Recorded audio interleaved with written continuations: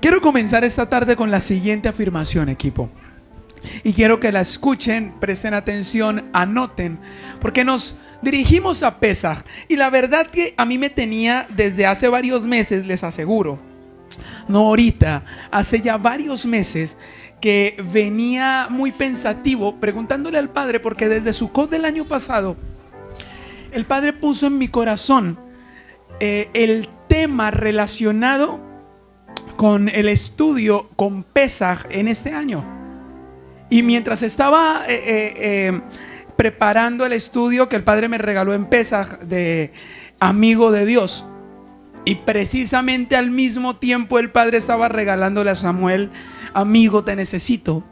Eso para mí también fue fantástico. Los invito a que escuchen esos estudios para llegar a Pesaj, ya que Samuel ni yo nos habíamos puesto de acuerdo, pero el mismo día en Sukkot yo estaba dando el estudio Amigo de Dios y Samuel dio un estudio llamado Amigo, te necesito, y no nos habíamos puesto de acuerdo. Pero el mismo día que estaba preparando ese estudio, eran las horas de la madrugada, cuando el Padre hablaba a mi corazón y me mostraba esa cena final con los apóstoles.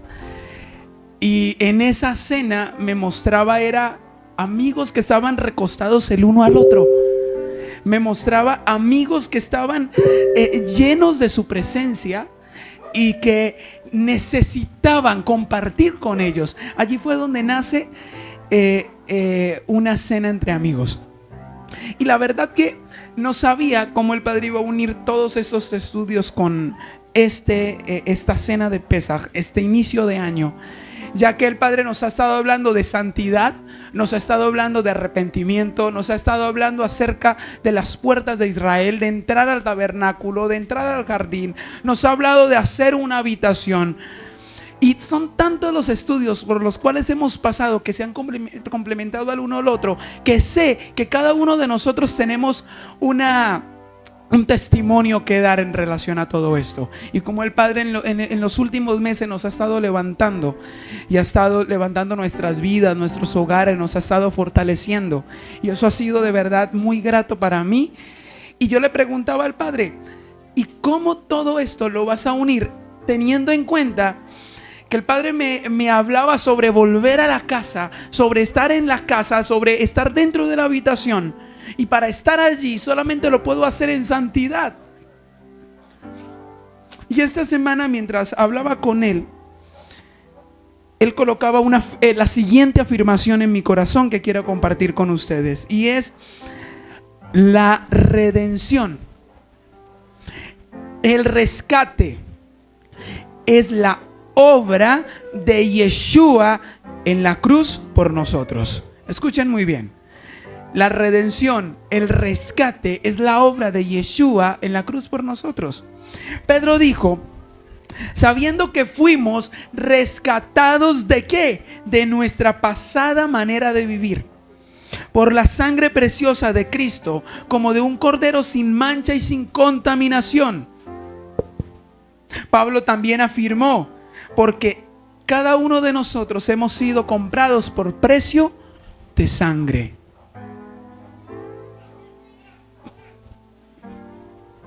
Mira, del mismo modo, equipo, del mismo modo como nuestros padres fueron librados, fueron sacados de la tierra de Egipto, fueron sacados de la tierra de servidumbre, fueron librados de la tierra de esclavitud, el Señor nos compró. Yo quiero que digas, yo he sido comprado. Dile, Padre, yo entendí que he sido comprado. Fuimos comprados, nos redimió, nos rescató, nos libró. ¿Por qué? ¿Cuál fue la razón? Porque Él quiere llevarnos a casa.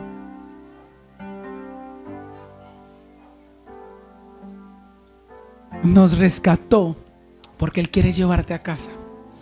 Te rescató porque Él quiere llevarte al jardín. Te rescató porque Él quiere volverte a introducir al tabernáculo. No porque tú seas lo mejor, sino porque quiso tener misericordia de ti.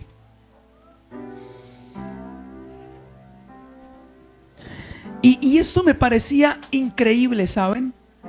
Porque esa semana el Padre me paseaba por uno de los capítulos que para mí, ok, cada vez que he enseñado ese capítulo, de algún modo nunca había visto algo diferente a enseñarlo de una forma como maestro. Y pues hablar de este capítulo de acuerdo a los registros históricos también que se registran de acuerdo a la palabra y de acuerdo a lo dicho por otros maestros y por otros teólogos. Y cuando el Padre pone este capítulo en mi corazón, y ya vamos allí, la verdad que me sorprendió mucho la manera en cómo hablaba el Padre a mi corazón. Y antes de comenzar con aquel capítulo, quiero llevarlos a Éxodo capítulo 1. Vamos a Éxodo capítulo 1, versículo 1.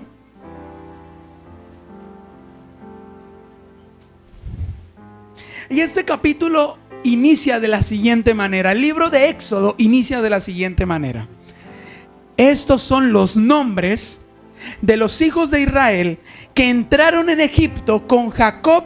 Cada uno entró, ¿cómo? Con su familia. Yo quiero que escuchen lo siguiente, equipo. Cuando Israel entró a Egipto, entró como una familia. Pero históricamente sabemos que Israel salió como una nación. Pero esto no queda solo allí, ya que la palabra que aparece allí como familia, y yo quiero que la puedan ver, es la palabra Bait. ¿Qué significa Bait? ¿Quién lo recuerda? Casa. Creo que ya estamos familiarizados con el término casa, porque hemos estado hablando sobre ese término mucho. Palabra casa, cabaña, traduce también habitación. De allí viene el concepto de tabernáculo. Ahora sí se familiarizan con todo lo que hemos hablado. Mira, apenas leí este texto y leí este versículo, de verdad que algo dentro sucedió, porque logré entender lo que el Padre quería hablarme. Y aquí me regaló Éxodo capítulo 12. Y fue tan hermosa la forma en cómo el Padre esa semana me trató con este capítulo, porque era como si Él me estuviera diciendo: Fabián, vas a ver algo que nunca habías visto, y quiero que lo compartas, porque estamos a punto de llegar a Pesaj. Y la verdad que me sorprendió, me dio mucha alegría, pero a la vez me da tristeza si no estamos preparados. Y ahí es donde quiero llevarlos a que nos introduzcamos. Así que recuerda lo siguiente para que toda esta tarde lo puedas tener en cuenta. Israel entra como una casa. La palabra casa, o traducida como familia, es mucho mejor, o viene del Éxodo 11:29, que significa edificación, restaurar y también hogar.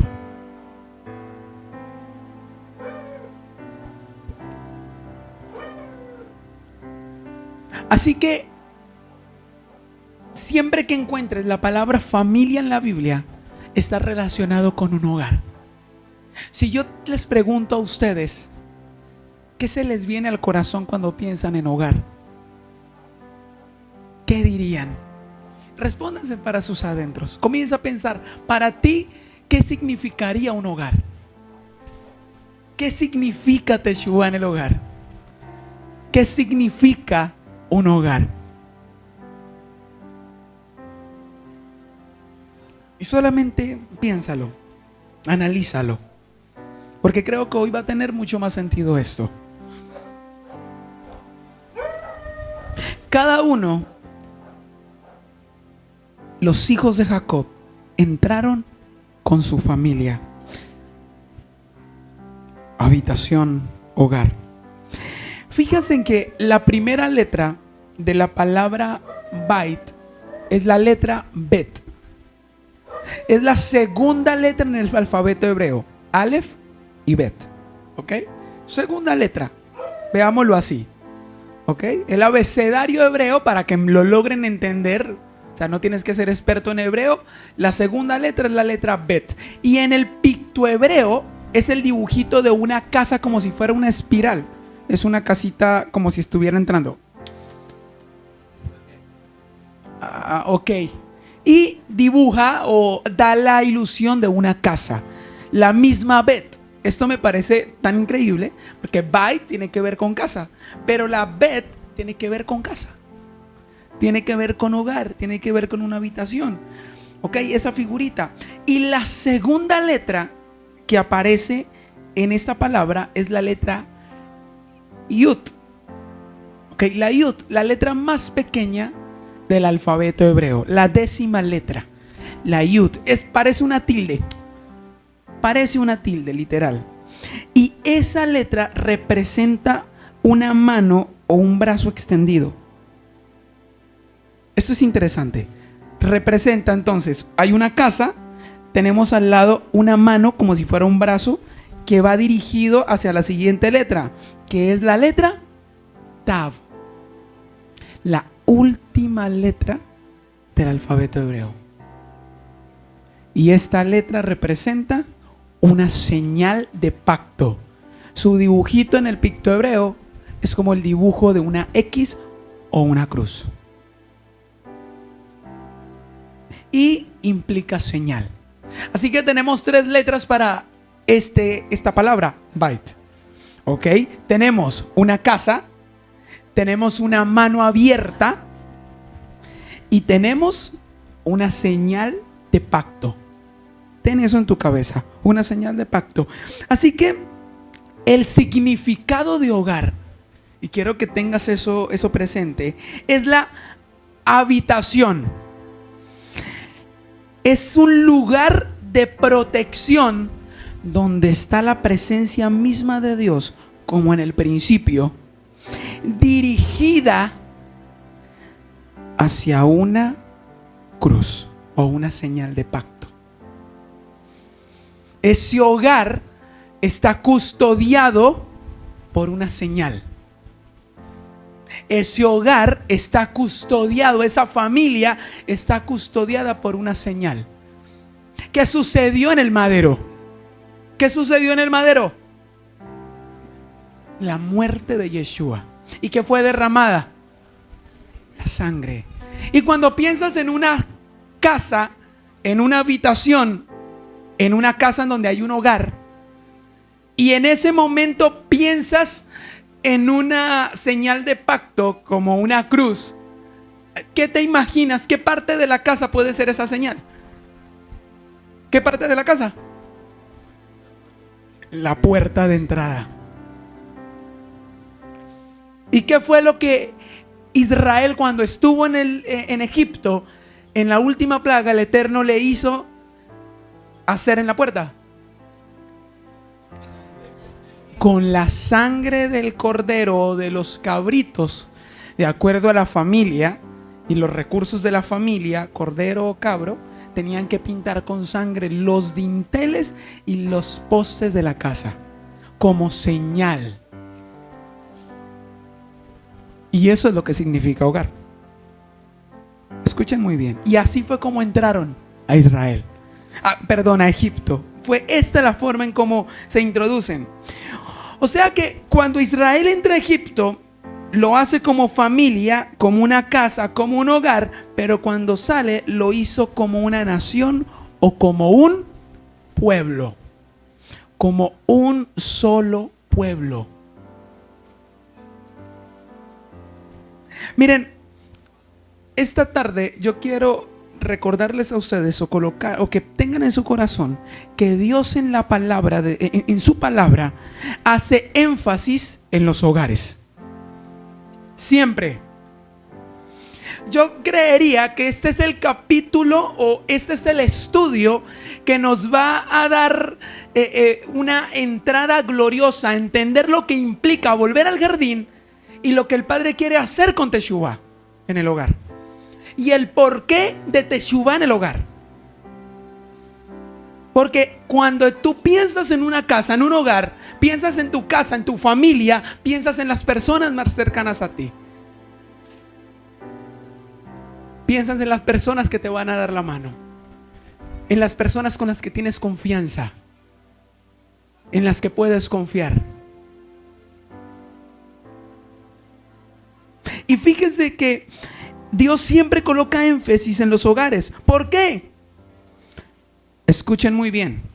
Los hogares son el complemento, son los que componen la nación. Toda la nación de Israel está compuesta por hogares. Dios formó en Egipto a los hogares.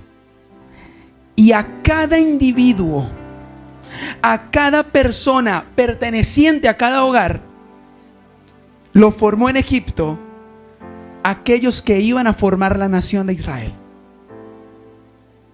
Aquellos que iban a formar Am Israel, el pueblo de Israel.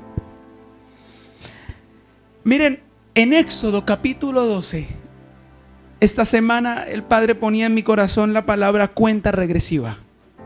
Eso estaba en mi corazón esa semana. Pero así no se llama el estudio. Se llama librados del juicio. Pero ponía esta semana la palabra cuenta regresiva. ¿Por qué? Porque Éxodo capítulo 12 es la cuenta regresiva, escuchen equipo, para la liberación. Éxodo capítulo 12 era la cuenta regresiva para la salida. Era la cuenta regresiva para salir de Egipto, ser llevados al desierto y comenzar un viaje de camino a la tierra prometida, al huerto, al encuentro. Eso era.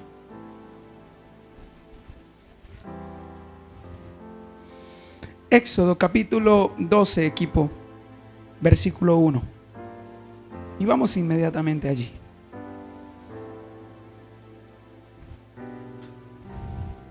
Antes de leerlo, quiero recordarles lo siguiente. Históricamente hablando, como maestro, les digo, todas las festividades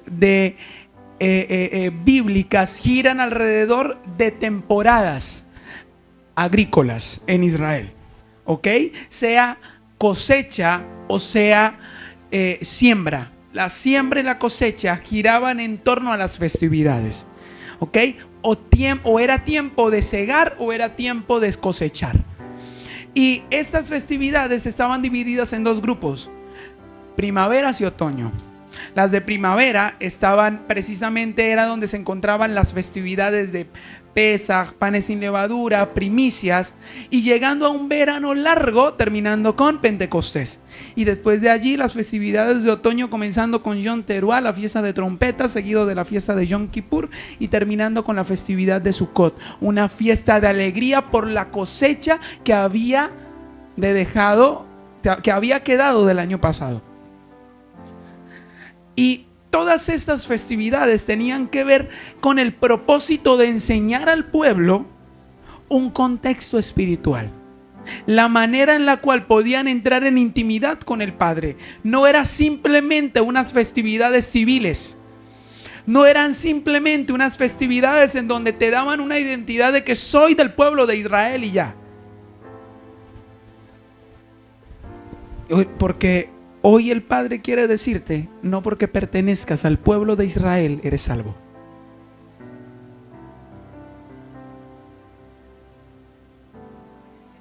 Coré pertenecía al pueblo de Israel. No es el día de la batalla de Boyacá. Ok, está bien.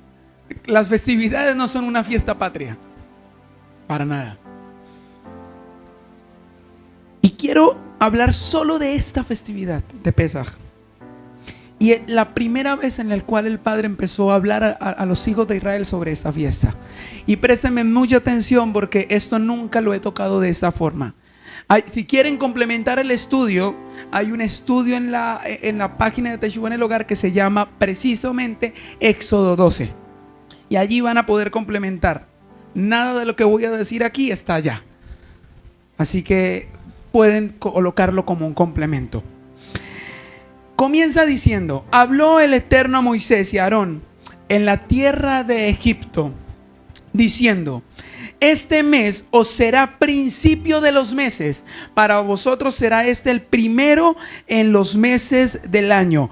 El principio, la palabra que aparece allí como principio es la palabra Rosh, que también traduce como cabeza. ¿Ok? Esta será la cabeza de los meses. Este será el principio de los meses. También traduce como principal. Este será el principal de los meses del año. Entonces, ¿cuál mes quería el Padre que fuera el principal de todos los meses durante el año? Este mes. Algo nos quería enseñar allí. Era el inicio de un viaje. Yo quiero que pienses esto. La salida de Egipto es el comienzo del viaje. Hace unas semanas atrás hablábamos sobre esto, que el Padre nos está pasando por diferentes pruebas, por diferentes situaciones. Nos ha pasado, nos ha encontrado, nos ha rescatado, nos ha llamado porque nos encontró envueltos en sangre y desde allí nos levantó para que volviéramos nuevamente al tabernáculo y debemos comenzar un viaje. Y esta semana el Padre me decía: aquí inicia el viaje. Físicamente hablando, para Teshuvah, el viaje comienza este día. ¿Qué tenemos listo y qué tenemos preparado para iniciar el camino? Y eso era lo que el Padre me hablaba esta semana. El viaje inicia este día. Y me impactaba porque precisamente el Padre me decía: es el principal de los meses del año. Y pues inmediatamente aquí puedo decir que literalmente yo no puedo desconocer o no puedo llamar un mes principal como normalmente en otras formas de pensar, en otras comunidades hablan de que ahorita no es simplemente es el primer mes o el mes principal, pero no tiene que ver con Año Nuevo. Es que en realidad en la Biblia no aparece por ningún lado algo que tenga que ver con Año Nuevo. El Año Nuevo es una festividad romana. Feliz Rosh Hashanah. Oh, no, Rosh Hashanah. No, eso no, eso en realidad esto es para mí es una tradición romana traído a intentar encajarlo en la Biblia. Y pues hay muchos estudios para explicar el por qué que el primer día de la festividad de Yom Teruah, que ese día es la fiesta donde se inicia el año nuevo. Pero yo encuentro el año nuevo solamente en la época o en el Imperio Romano. De esta forma. Yo aquí no les estoy hablando de año nuevo. Aquí les estoy hablando del el mes principal o la cabeza de todos los meses. Y mi pregunta al Padre esta semana fue: ¿por qué la cabeza?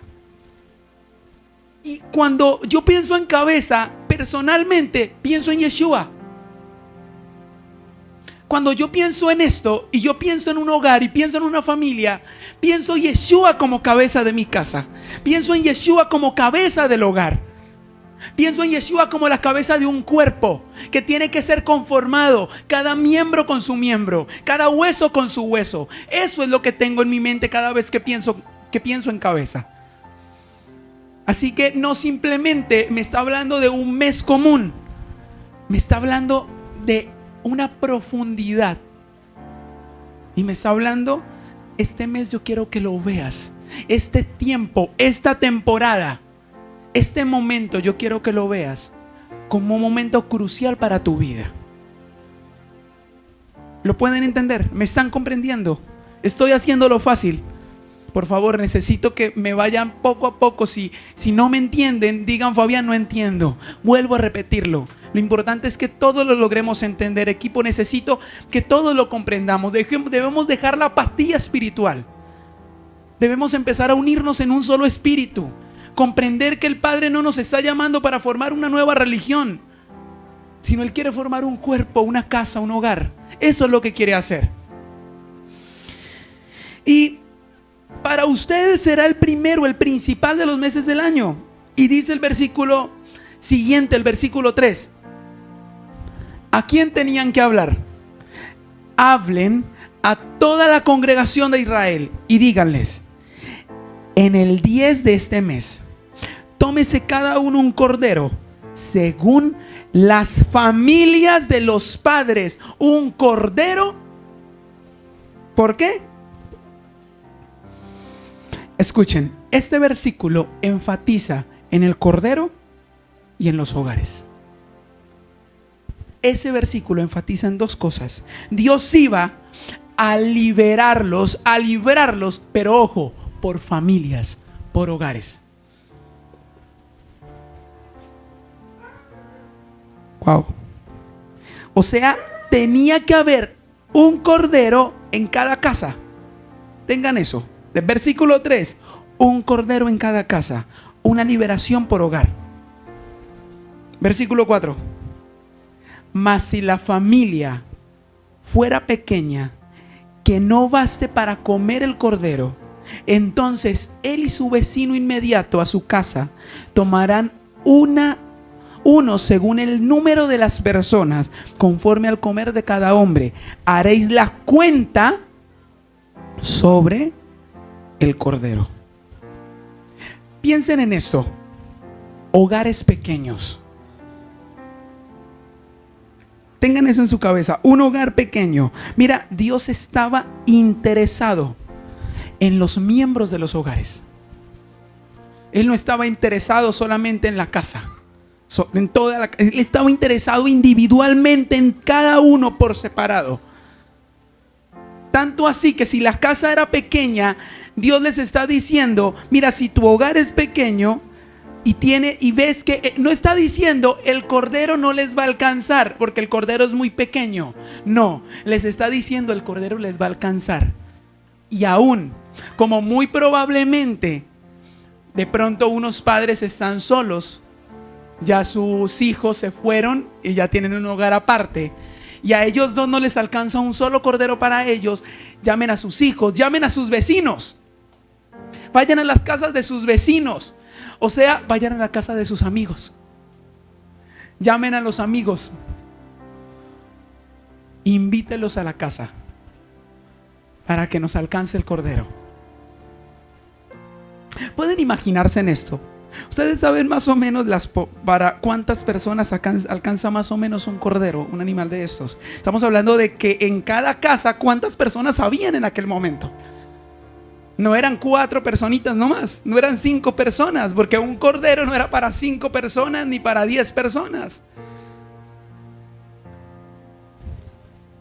Dios estaba interesado, vuelvo a repetir, en cada miembro. Miren, escuchen esto y tomen nota. Aunque Pesaj estaba enfocado en la salvación de una nación, estaba centrado en las familias, en cada miembro de ese hogar. El cordero tenía que ser recibido por cada miembro de la familia. Ninguno se podía quedar sin comer el cordero. Escuchen muy bien. Egipto, escuchen esto. Egipto representaba a todo el mundo. Representaba a todas las naciones de la tierra. Representaba en donde Israel iba a estar esparcido. Y todo el mundo iba a entrar en juicio. Nadie se podía quedar sin juicio. Y aquellos que decían, yo pertenezco al pueblo de Israel, seguro, ok, vete a tu casa, marquen con el cordero y también tienes que comer. Vamos a ver si perteneces al pueblo. Todos entraban en juicio. Egipto, Israel también estaba entrando en juicio en ese momento.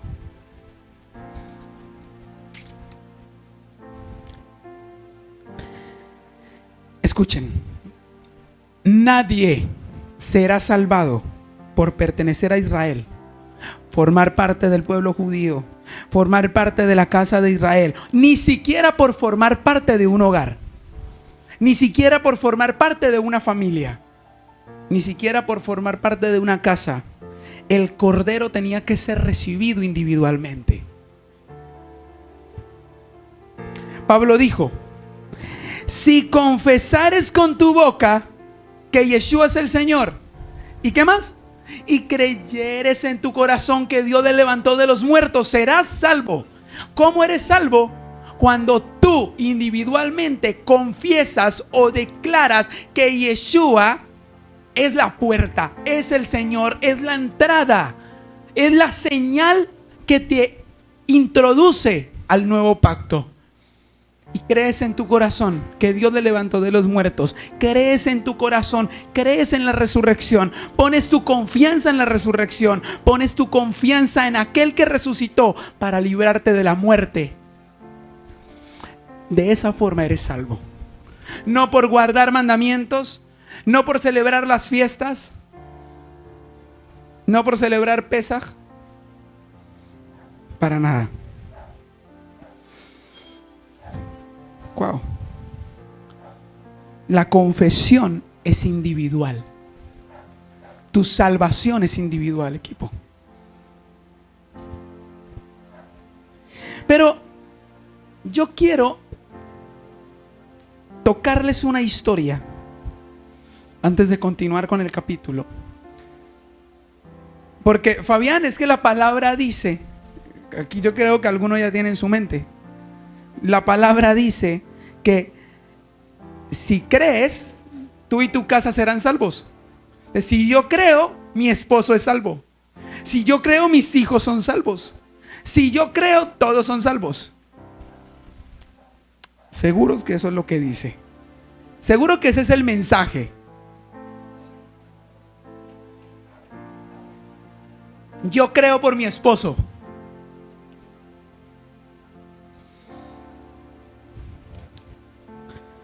Hechos capítulo 16.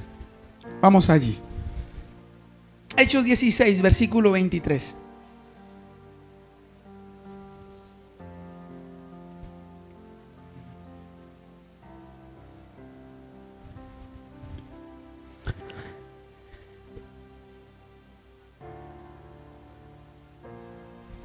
Vamos a ir leyendo esto. Vamos a hablar acerca del carcelero de Filipo. ¿Ok? Hubo en una ocasión un carcelero en Filipo que vio un milagro de los más grandes. Para su vida, en sus ojos, no había visto otro igual. Había metido preso a Pablo, a Silas y a varios con él. Estaban predicando la palabra, pero en ese momento que Pablo se encontraba en las calles todos los días, que pasaba por allí en Filipo y estaba por allí, había una mujer que salía y decía: estos hombres tienen al Eterno, tienen al Señor, escúchenlo. Cualquiera diría: wow, qué mujer tan sabia y llena del Espíritu. No, Pablo sabía lo que pasaba y esto lo hizo por varios días. Pablo hubo un momento donde ya se enojó, no le gustó y simplemente dijo: en el nombre de Yeshua, espíritu inmundo, sal de ella. Inmediatamente a esa misma hora el espíritu salió. Y los dueños de aquella mujer, por lo cual ya aquella mujer no podía, tenía un espíritu de adivinación y no podían lucrarse con ella, empezaron a acusar a estos hombres, al gobierno, y los hicieron meter presos. Y mientras estaban presos, estaban gozosos, cantando, alabando. O sea, ellos simplemente cambiaron el escenario de su gozo. Estaban gozosos afuera y se gozaron mucho más dentro de la cárcel. Y dice: ok, el Señor nos acaba de dar un lugar gratis para reunirnos y para cantar y adorar el nombre del Señor. Así que siéntese, recuéstete, coloquen las cadenas a un lado, los grilletes al otro y adoremos. Y eso era lo que estaban haciendo, adorando el nombre del Señor. Y después de haberles azotado mucho, aparte los estaban acariciando un poquito y los habían azotado, los echaron en la cárcel, mandando al carcelero que los guardase con seguridad. Mira, yo les aseguro el por qué dice que con seguridad. Esto ya no solamente había pasado con Pablo, ya había pasado con Pedro, estaba pasando con mucha gente. Yo les aseguro que aunque no lo diga el texto, muchos se les estaban escapando y no sabían cómo. A Pedro le pusieron 2 guardias, él dormía al lado de 2 guardias. Y aparte, en la puerta, una puerta muy segura, habían guardias custodiándola. porque ya les había pasado de que se les estaban escapando y no sabían cómo. Pedro fue hecho invisible. ¿Se recuerdan la historia? Pues el ángel le mandó a cubrirse con el talit y salió sin que nadie lo viera. Y en este momento le dicen al carcelero: miren, esté pendiente, que no quede, si no usted se muere. El cual recibió este mandato, los metió en el calabozo de más adentro y les aseguró los pies en el cepo. Pero a medianoche, ¿qué estaban haciendo? ¿Tú qué haces a medianoche? O estás durmiendo, o estás viendo una serie de Netflix, o estás viendo tu celular, viendo los últimos estados.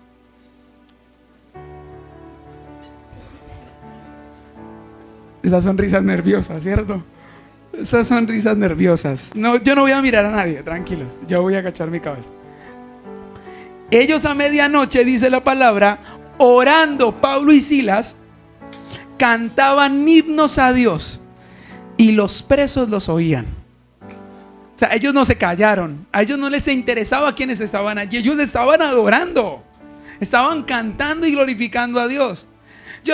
Yo me imagino que los presos allí dirían, y hasta el carcelero diría: o sea, están presos, los acaban de azotar, medianoche, y todavía se les ocurre adorar a su Dios. Él es el que los metió aquí. Yo creo que nos faltan azotaditas todavía. Yo creo que aquí todavía nos faltan zarandeadas.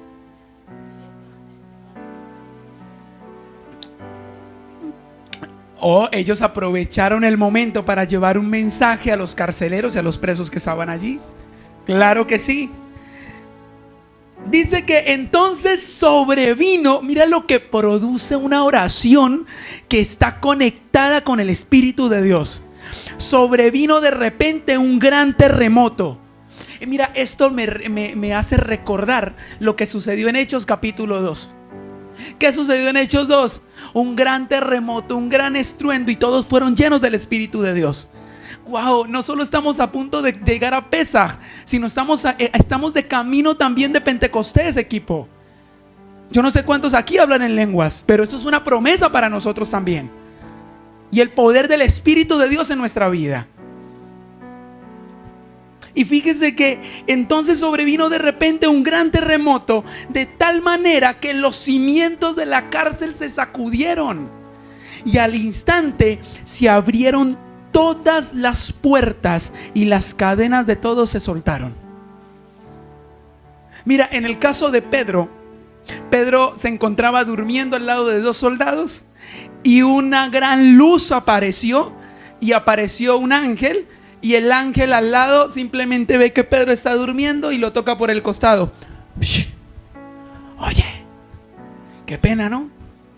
Yo sé que está ahí dormidito y está cómodo, pero hay gente afuera que está orando por usted y usted está durmiendo. Pedro estaba tranquilo. Pedro simplemente, a la hora en que Pablo y Silas estaban orando, Pedro estaba tranquilo.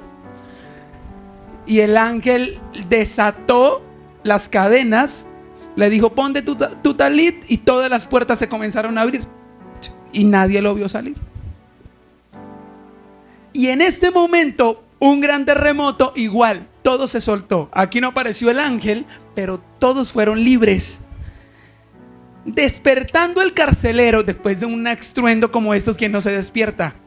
Despertando el carcelero y viendo abiertas las puertas de la cárcel, sacó la espada y se iba a matar. ¿Ustedes qué creen que le habían dicho al carcelero qué pasaría si esta gente se escapaba? Este hombre dijo: prefiero, porque es que, déjame decirte, era preferible el matarse a que lo torturaran. Y viendo abiertas las puertas, él lo que hizo fue: voy a matarme, pensando que los presos habían huido. Verso 28. ¿Ustedes creen que Pablo y Silas no sabían el por qué fueron a la cárcel? ¿Ustedes creen que Pablo, el padre le encubría por qué tenía que ir a la cárcel? ¿Por qué hizo esto? Mas Pablo clamó a gran voz. Pablo le gritó diciendo: no te hagas ningún mal, pues todos todos estamos aquí. Él entonces, pidiendo luz, se precipitó adentro y temblando se postró a los pies de Pablo y Silas. Y sacándolo les dijo: señores, ¿qué debo hacer para ser salvo? Mira, cuando tú estás lleno del Espíritu de Dios, no necesitas ni siquiera abrir tu boca para predicar la palabra, sino tus obras van a hablar. Lo que tú haces, otros lo van a ver y van a glorificar el nombre de Dios. Y eso fue lo que pasó con ellos. ¿Acaso ellos estaban abriendo su boca para decir: es que yo no tengo palabras, no sé cómo ir de pronto a las calles a decirle a una persona que conozca del Señor? Ellos estaban solo adorando. Ellos estaban solo glorificando el nombre de Dios, no estaban haciendo más. Y la pregunta de este hombre postrado a los pies de Pablo y de Silas fue: ¿qué debo hacer para ser salvo? Y ellos dijeron: cree en el Señor Jesucristo y serás salvo tú y tu casa. La frase famosa. Y por eso estábamos leyendo todo lo que estaba allí. Ok. Wow. Cree y será salva tu casa, tu familia. Ahora la pregunta sería aquí: ¿tus familias salva porque crees? Versículo 32. Y le hablaron la palabra del Señor a él y a todos los que estaban en su casa. ¿Saben qué fue lo que sucedió en este momento? Este hombre era cabeza de hogar. Este hombre era cabeza en casa.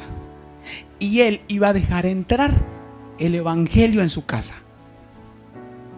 Fue a través de ese hombre que entró el evangelio a su esposa, a sus hijos y a todos los que estaban allí. Era el creer de él, introdujo el evangelio en ese hogar. Pero cuando llegó el evangelio a esa casa, no era por el creer de él que su esposa iba a ser salva. Ellos también tenían que escuchar la palabra individualmente.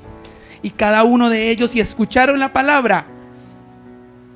Y miren tan impresionante eso. Eso sucedió todo en la noche. Yo me imagino el carcelero ahí: sí, venga, acompáñenme a la casa.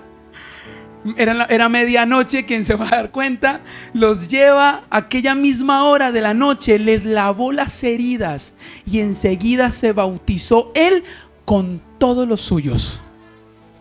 ¿Qué les impedía a ellos el bautismo? ¿Acaso necesitaron algún requisito adicional? Venga y vamos les voy a dar un preámbulo. No, ellos necesitaban solo creer. Y que querían guardar la palabra y que querían obedecer las palabras de ese Yeshua al cual les habían hablado. Simplemente les hablaron del evangelio. Le dijeron: ustedes forman parte de la casa de Israel. Ustedes forman parte de ese hogar que forma la nación de Israel. Ustedes también son llamados a formar parte de una nación de pacto, una nación que va a ser redimida de entre todas las naciones del mundo. Esto era lo que estaba anunciando. Y a través de la muerte del Cordero, a través de la muerte de Yeshua, ustedes ahora son libres de la muerte y del pecado. Son librados del juicio que ha de venir sobre el mundo. Ustedes van a ser librados de ese juicio. Y eso era lo que estaban enseñándoles. Y todos fueron bautizados. Y llevándolos a su casa, les puso la mesa y se regocijó con toda su casa de haber creído a Dios. Tuvieron una cena familiar. Y les aseguro que en ese momento el carcelero de Filipo y su casa dijeron: tenemos a muy buenos amigos aquí dentro, a los mejores, porque trajeron la salvación a esta casa. Eso era lo que estaba pasando allí. Mira, el arrepentimiento de este hombre alcanzó también su casa. Y sí, aunque cada uno lo tiene que hacer por individual, tus oraciones, tu creer, tu fe, tus rodillas pueden tocar el cielo y alcanzar ¿Qué pasó con Cornelio? ¿Qué pasó en el momento en el cual el Eterno se le presenta a Pedro y luego se le presenta a Cornelio? Cornelio manda a llamar a Pedro y Pedro va y les presenta el evangelio. Y dice que todos creyeron en aquel momento, los de su casa. Todos recibieron el bautismo y allí mismo comenzaron a hablar en otras lenguas. Inmediatamente.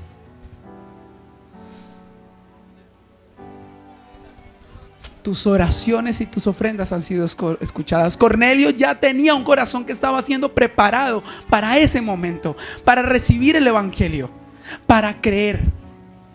A él era el que tenía que creer. Y era la cabeza del hogar. Fue a Cornelio que le llegó primero para luego introducir a todos los demás. Qué impresionante. A mí esta parte me parece muy impresionante. Porque en su gran mayoría el Padre siempre intenta llegar primero a la cabeza, que es el que va a introducir la salvación en la casa.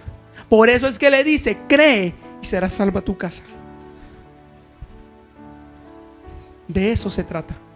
Tú eres el que vas a dejar entrar la salvación a tu hogar. Wow. O sea, no fueron salvos porque el carcelero creyó. Cada miembro de la casa aceptó el pacto del Cordero. Cada uno tenía que participar del Cordero. Esto es exactamente lo mismo que ocurre en la celebración de Pesaj, ¿saben? Cada uno debía participar y compartir y colocarse bajo la protección y redención de la sangre que se encontraba en la puerta. Seguimos en Éxodo. Diría alguien por allí, cada vez se pone mejor. Éxodo 12. Versículo 5.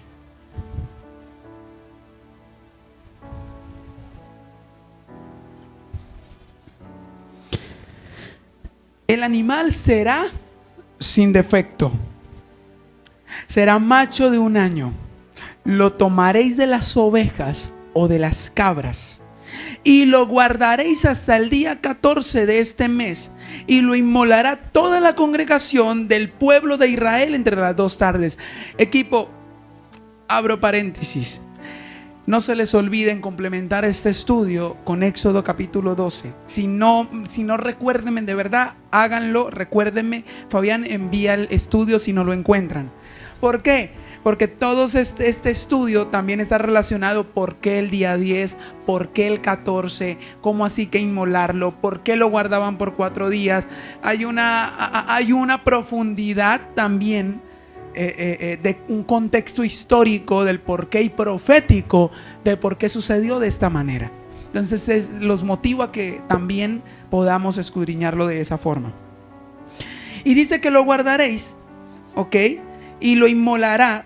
Toda la congregación tenía que inmolarlo del pueblo de Israel entre las 2 tardes. Miren, esto me parece interesante y no sé, pero en esta parte de verdad que me tocó sentarme un rato a preguntarle al Padre. Espérame, no entiendo. Toda la asamblea, toda la congregación de Israel lo matará. Tú me estás hablando de hogares. Cada hogar tenía un cordero. Tú tendrías que haber escrito o dejado por escrito: todos los hogares de Israel los matará. Los matarán porque eran muchos corderos. Pero preciso en este momento está diciendo: toda la congregación lo matará al anochecer. Como si hablara de uno. Y esto me recuerda a las palabras de Pablo, cuando Pablo en Gálatas habla también de un tema parecido, hablando acerca del pacto hecho con Abraham, la promesa de Abraham.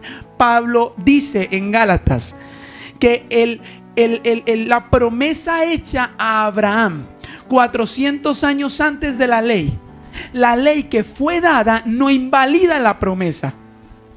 Esto lo dice Pablo. Y dice: la promesa habla como dada a uno, a la simiente, no a las simientes para que nadie se gloríe. Dice a la simiente hablando de Yeshua. Eso es en Gálatas.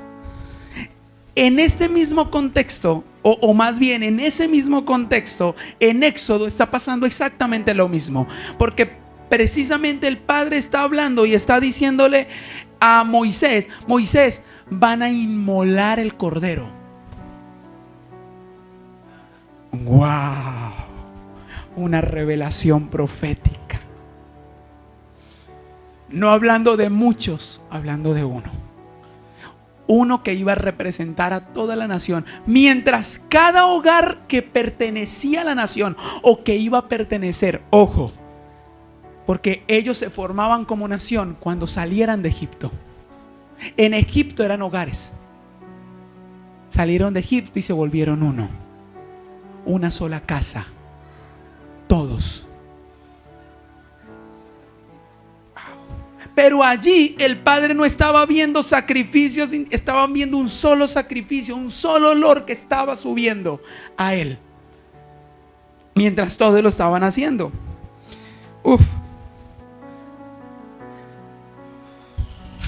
Versículo 7. Y dice: y tomarán de la sangre, o sea, lo matarán. Y tomarán la sangre y la pondrán en los dos postes y en los dinteles de las casas en que lo han de comer. ¿Qué les recuerda los postes y los dinteles? ¿Qué textos en la Torá les recuerda también esto? ¿Hablando de qué? Del Shema. ¿Qué es lo que dice? ¿Qué dice el Shema? Que los escribiremos, ¿dónde? Los ataremos como señal en nuestras manos y los escribiremos en los postes de nuestra casa, en nuestras vidas y en nuestra frente.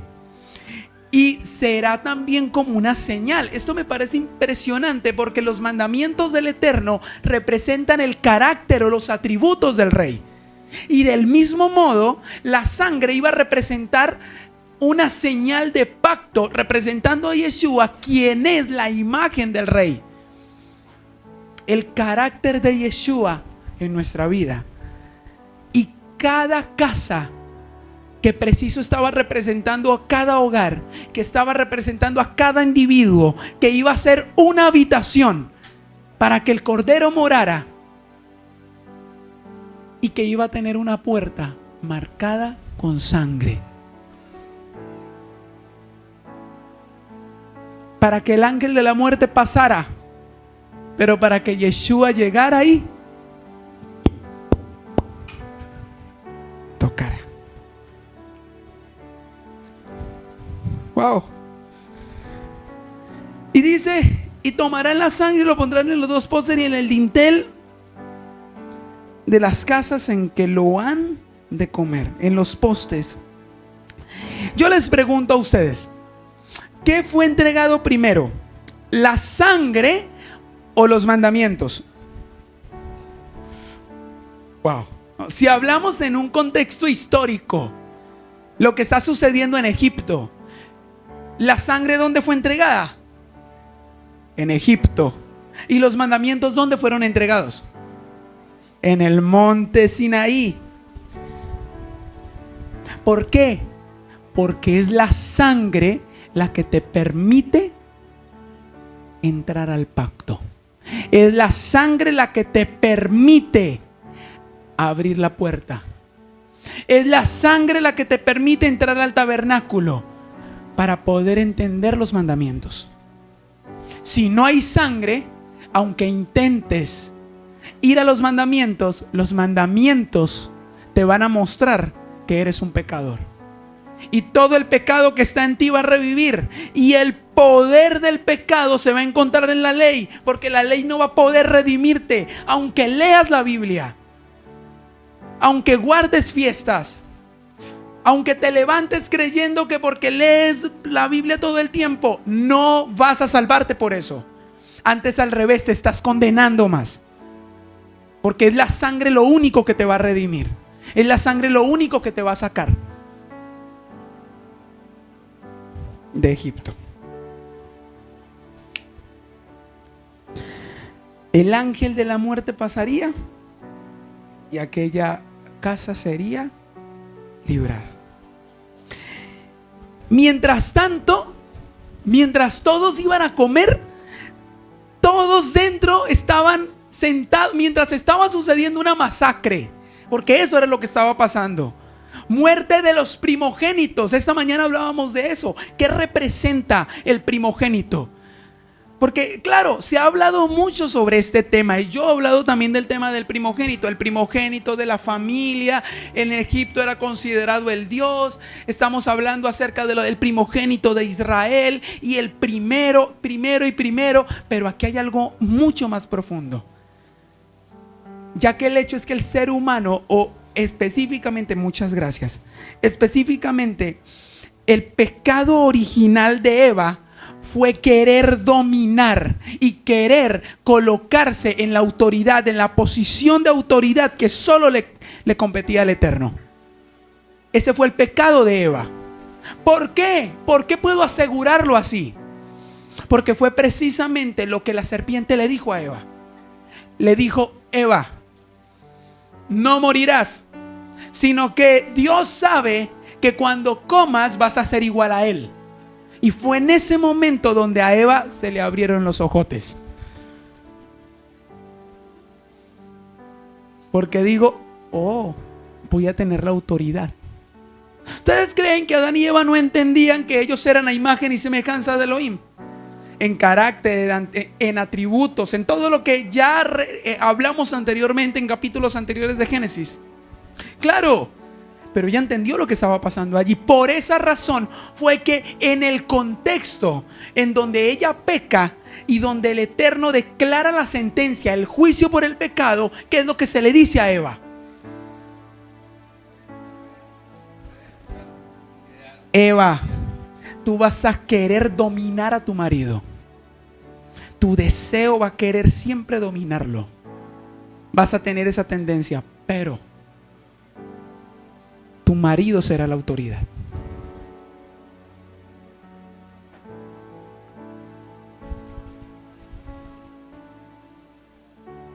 ¿Y qué le dijo a Adán?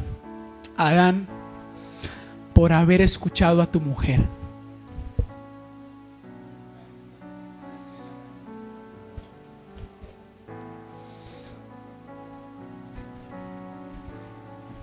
Les recomiendo todas las partes de Génesis.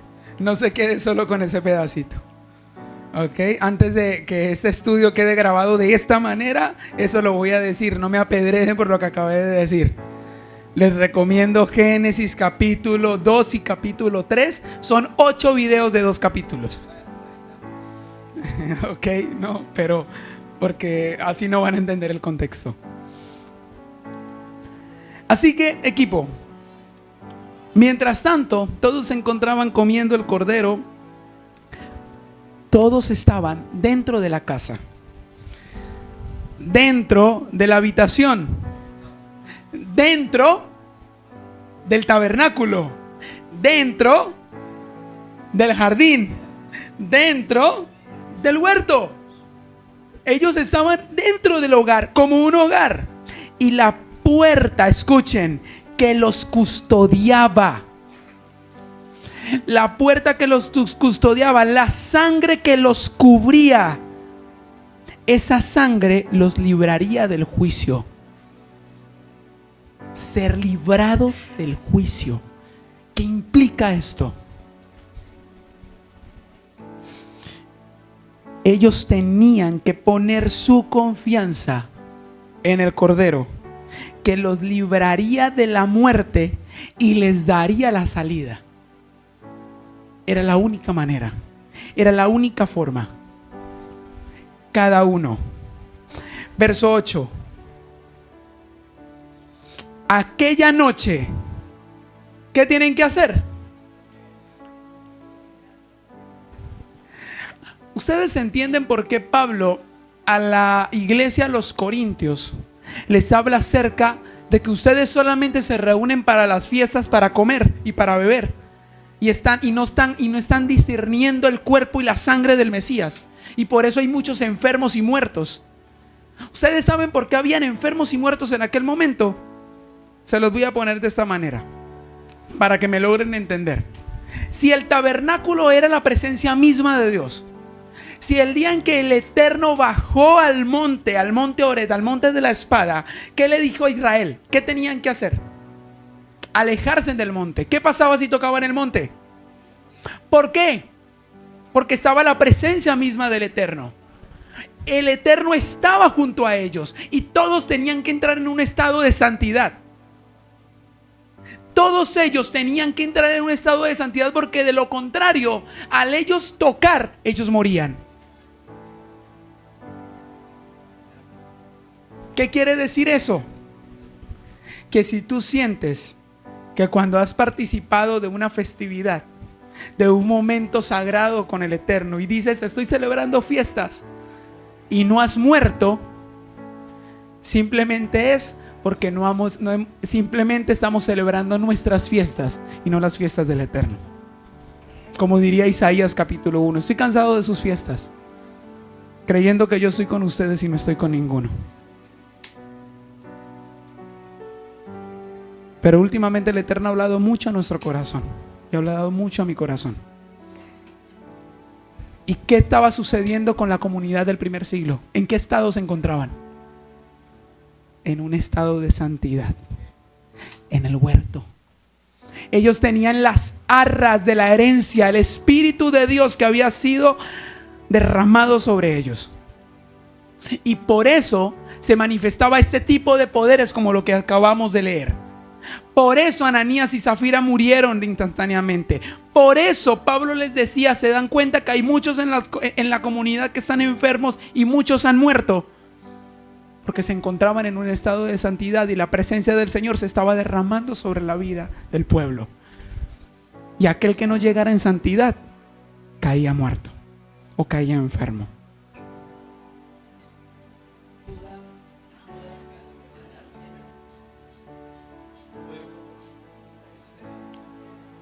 Judas, que comió de la cena, luego se suicidó, se quitó la vida. Eso sucedió. Y aquí no estamos hablando de pan y vino. Aquí estamos hablando de una cena completa. No como la religión nos ha enseñado, simplemente, y como en muchas ocasiones hasta nosotros también hemos participado, como si fuera solo pan y vino. Es toda una cena. Porque era una cena entre amigos. Verdaderos amigos. Y los verdaderos amigos dan la vida por los amigos. ¿Qué sucedió en la vida de los apóstoles después de esa noche? Muchos de ellos se alejaron, no podían entender lo que estaba pasando. Aún el Padre tuvo misericordia de ellos. Aún quería tener misericordia también de Judas. Simplemente Judas no aguantó, porque simplemente Judas decidió llenarse de amargura, de dolor, de tristeza, de sentir vergüenza. Y no se dio cuenta que esa cena, que aunque podía ser para muerte para él, también pudo haber sido para vida. Eso era lo que Judas también tenía que haber entendido. Dios no quería que él muriera.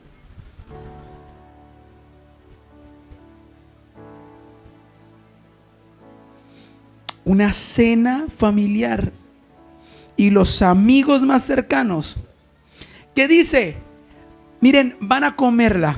¿Cómo? Asada al fuego. Y yo sé que muchos que me han escuchado hablar de este tema ya se les viene a la mente que es asado al fuego. Pues no, eso no es lo que voy a decir. Asada al fuego. Y panes sin levadura, con hierbas amargas lo comerán.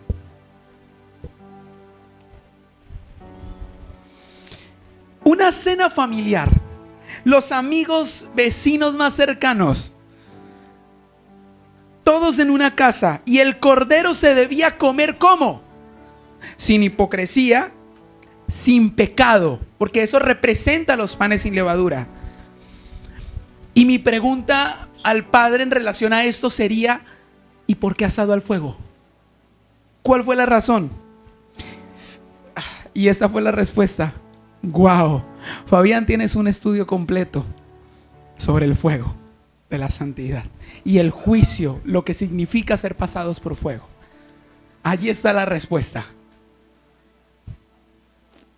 Ok, el fuego es un simbolismo de prueba. El fuego es un simbolismo de juicio.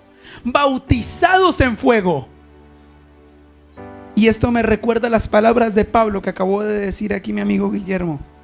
Debo ser pasado por fuego.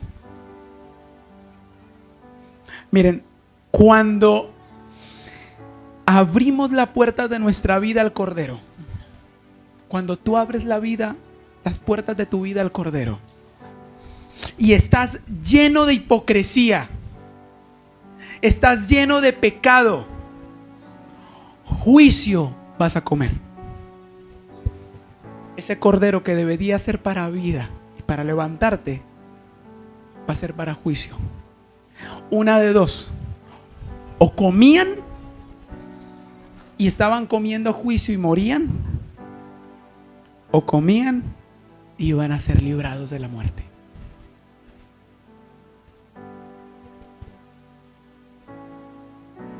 ¿Pueden entenderlo? Ninguna cosa vas a comer del cruda. No lo vas a hacer cocido en agua, sino lo vas a asar al fuego. Su cabeza con sus pies y sus entrañas. Todo asado al fuego.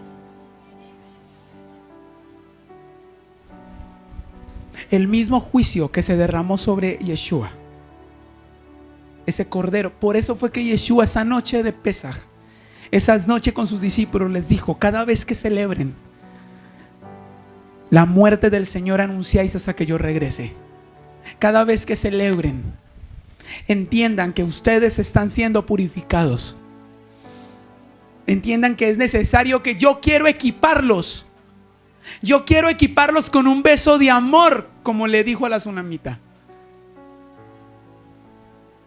Yo quiero un beso, un ósculo santo con ustedes. Yo quiero llenarlos de mi presencia.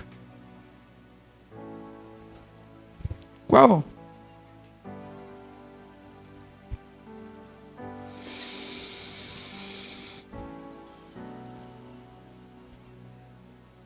Primera de Corintios, capítulo 11.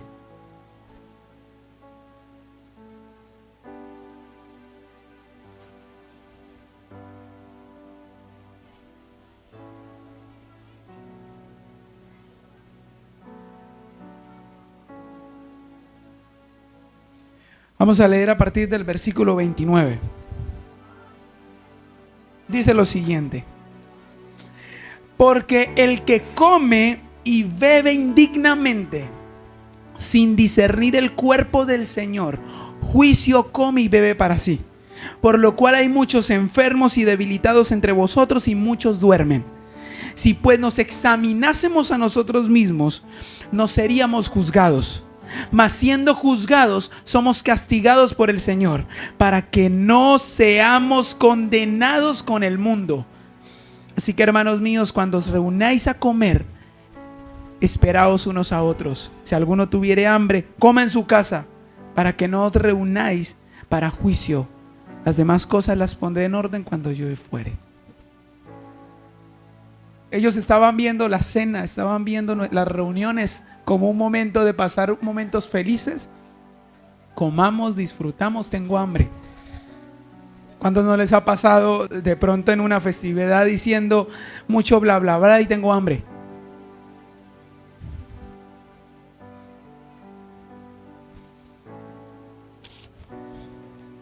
Wow.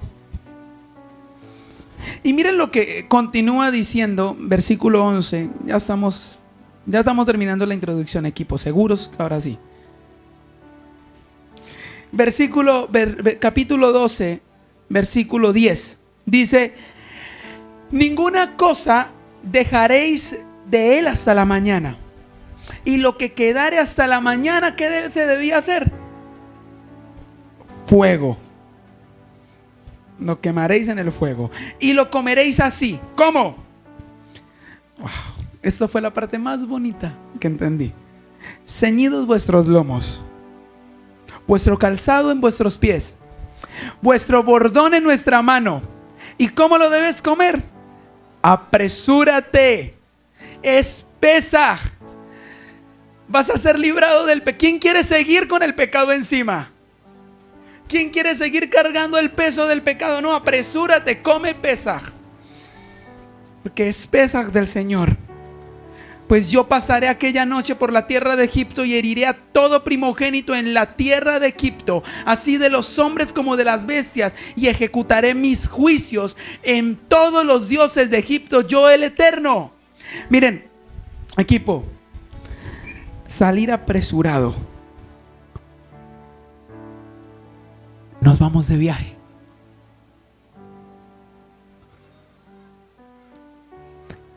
A Él venimos vestidos, preparados para salir. Tú no puedes decir que crees en Él y seguir siendo controlado por el pecado. Ya no podemos hacer eso. Dios dirigió todas estas plagas, una por una, ¿en contra de qué? De los principales dioses o principales demonios de Egipto.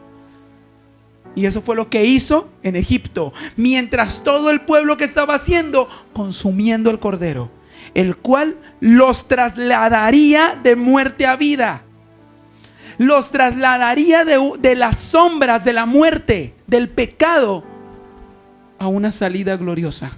Y eso era lo que iba a suceder. Y eso me recuerda las palabras de Pablo cuando dice: ¿dónde está, oh muerte, tu aguijón? ¿Dónde, oh sepulcro, está tu victoria? ¿Por qué? Porque Yeshua condenó el pecado en su carne. Y eso era lo que estaba sucediendo en Yeshua.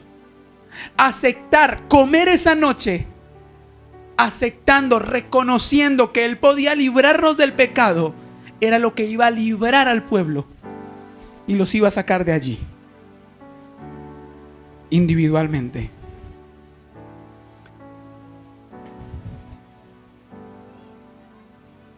Versículo 13. Y la sangre os será por señal en las casas donde vosotros estéis. Y veré la sangre y pasaré de vosotros, y no habrá en vosotros plaga de mortandad cuando hiera la tierra de Egipto. La sangre sería por señal en la casa. La sangre es por señal en tu habitación. La sangre es por señal en tu hogar. Dice ninguna, no dice algunas plagas pueden llegar a tocar tu casa. Algunas situaciones se van a poder presentar de esas mismas plagas de Egipto. No, dice ninguna plaga tocará tu morada. O sea que si plaga toca mi morada, la sangre no está puesta como señal en mi vida. Porque aquí no me está diciendo algunas pocas sí. No, ninguna. Yo quiero, mira, ustedes pueden imaginar el contexto espiritual que estamos leyendo aquí. Estamos hablando de una guerra espiritual. Ustedes pueden imaginar lo que estaba sucediendo en un plano físico, en esa cuarta dimensión, mientras todo esto, cuando estaba aconteciendo esto, el ángel de la muerte, un mundo lleno de demonios en ese momento, los egipcios invocando a sus dioses y abriendo portales a sus demonios para que los libraran, y en ese momento pasando el ángel de la muerte haciendo juicio en todos los dioses y cada uno de esos demonios, derribándolos. Eso era lo que estaba ocurriendo espiritualmente. Pesaj significa yo paso por alto tu afrenta. Tú no tienes que pelear, porque de todo lo que te está abrumando, todo ese peso que tienes encima, yo lo quiero quitar de encima tuyo. Lo único que tienes que hacer es poner la sangre como señal y comer de mi cuerpo. Es lo único que tienes que hacer. Consumir el cordero para que ninguna plaga toque. Esa noche la muerte pasó por alto la casa de todos los que consumían la carne y tenían la señal de la sangre. Eso pasó esa noche. Dios dijo que la vida de toda carne se encuentra en la sangre. ¿Sí lo han leído? Esto es interesante. Y yo les aseguro que esto es un misterio muy grande, demasiado profundo. ¿Por qué? Porque Dios detesta el derramamiento de sangre. ¿Sí sabían eso? Y esta mañana lo vimos. Dios detesta el derramamiento de sangre porque en la sangre está la vida. Pero la palabra también dice que sin derramamiento de sangre no hay rescate del pecado y de la muerte.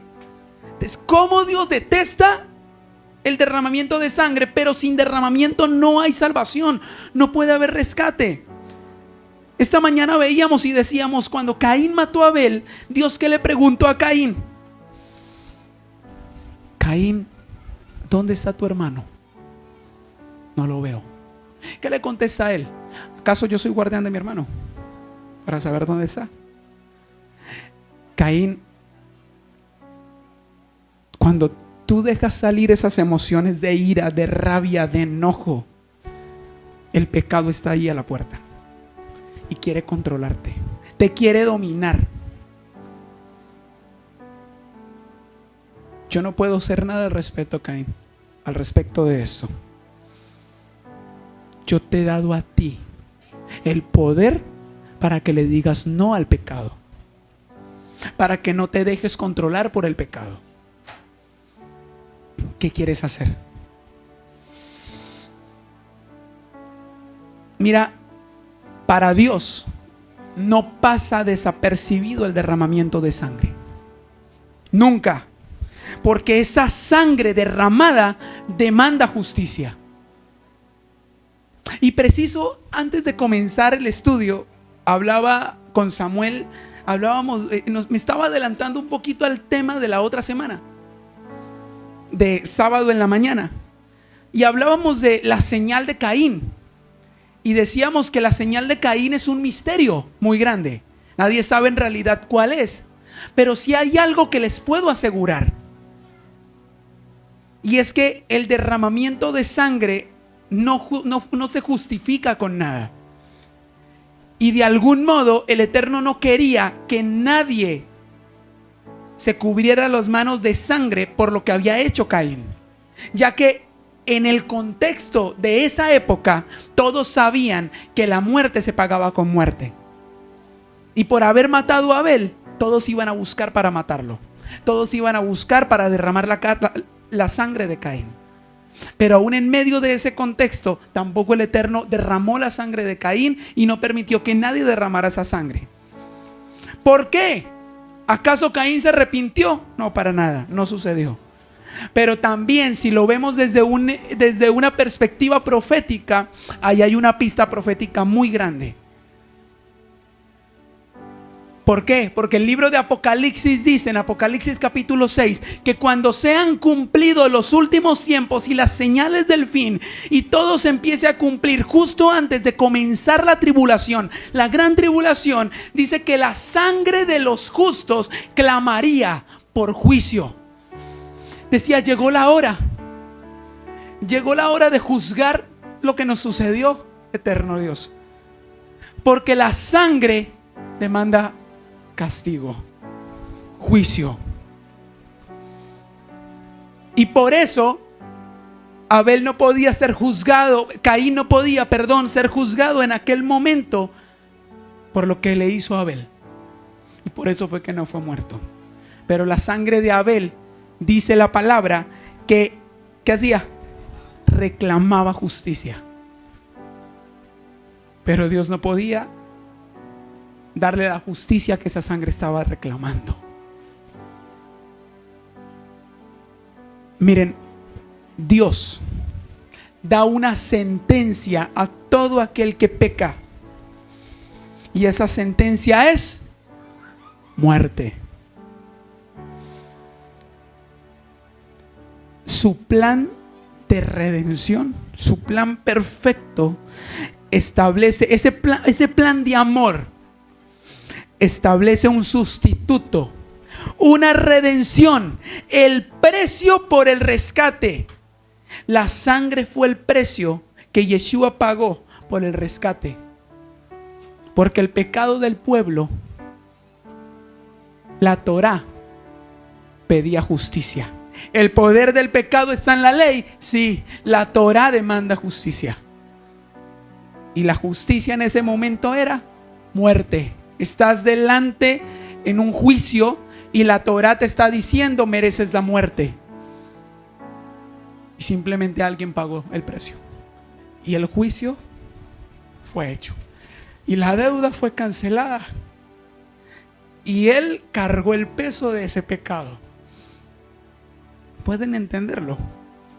¿Pueden entender lo que sucedió en el mundo espiritual, lo que está pasando?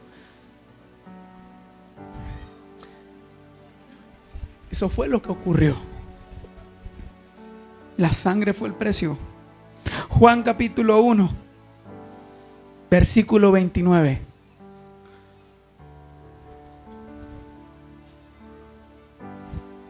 Dice: el siguiente día vio Juan a Yeshua que venía a él y dijo: he aquí el Cordero de Dios que quita el pecado del mundo. Un pacto sellado con sangre. Eso fue lo que ocurrió. Israel no se salvó por formar parte de la descendencia de Abraham. Dios dijo: cuando yo vea la sangre, pasaré sobre vosotros.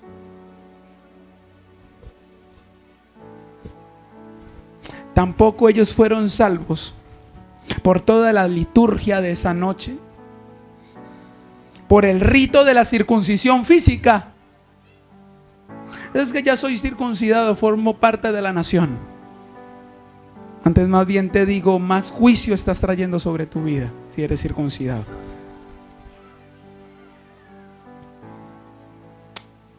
Reitero, Yeshua el Padre dijo: cuando yo vea la sangre.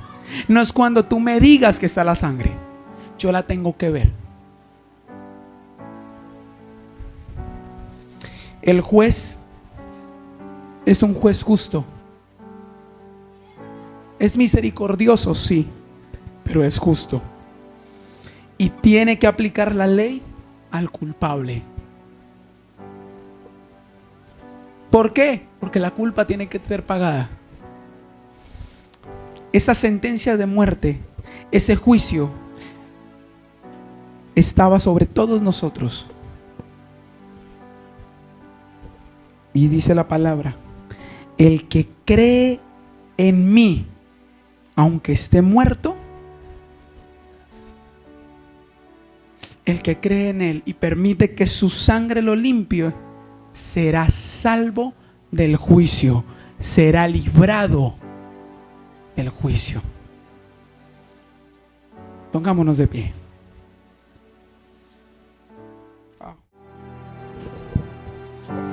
Familia, que no sea simplemente un estudio más. Yo espero que sea buena tierra en donde cayó esta semilla esta tarde.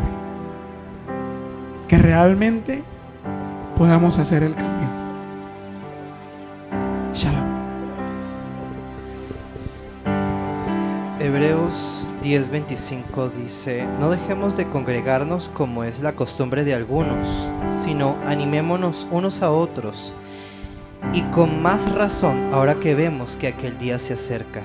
Si con toda intención pecamos después de haber recibido el conocimiento de la verdad, ya no queda más sacrificio por los pecados, sino una terrible expectativa del juicio y del fuego ardiente que devorará a los enemigos de Dios. Cualquiera que desobedece la ley de Moisés muere sin falta, siempre y cuando haya 2 o 3 testigos que declaren en su contra. ¿Y qué mayor castigo piensan ustedes que merece el que pisotea al Hijo de Dios y considera impura la sangre del pacto en la cual fue santificado, e insulta al Espíritu de la gracia. Padre justo, soberano, misericordioso, has entregado la sangre de tu Hijo para nuestra vida, para nuestra redención, para comprarnos, Señor, para sacarnos de las tinieblas a tu luz admirable. Que hoy, este día que escuchamos tu voz, no endurezcamos nuestro corazón. Que hoy, este día que escuchamos tu voz, Señor, no menospreciemos la sangre del pacto con la cual también fuimos marcados por ti, Señor. Tu palabra dice: cree en el Señor Yeshua y serás salvo tú y tu casa. Confiesa con tu boca que Yeshua es el Señor y cree en tu corazón, porque con la boca se confiesa para salvación, pero con el corazón se cree para justicia.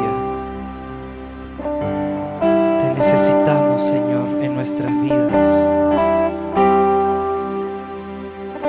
Permite que podamos tomar esa sangre pura y que nuestra vida obre para misericordia y no para juicio. Amén. Mi refugio es tu dulce presencia.